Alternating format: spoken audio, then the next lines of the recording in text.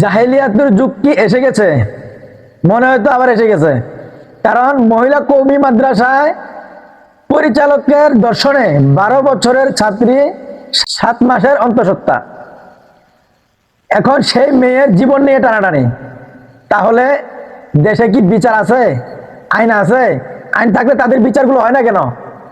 দেশের মধ্যে এত বলাৎকার হইতেছে, এত ছাত্রী ধর্ষণ হইতেছে, এগুলোর দায়ভার কে নিবে?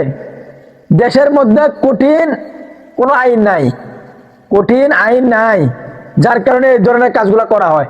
আর মহিলা মাদ্রাসায় পুরুষ শিক্ষক থাকবে কেন? মহিলা মাদ্রাসায় মহিলা শিক্ষক থাকবে, মহিলা শিক্ষিকা থাকবে, পুরুষ শিক্ষক থাকবে কেন? এগুলো ঠিক করতে হবে। এত দর্শন হইতেছে, কোন একটা বিচার বিচার হইতেছে না। সর্বোচ্চ এদের বিচার ফাঁসি দেওয়া হোক, ফাঁসিতে ঝুলিয়ে যদি 2-3টাকে কঠিন শাস্তি দেওয়া যায়, দেখবেন এই ধরনের দর্শন কমে যাচ্ছে আস্তে আস্তে।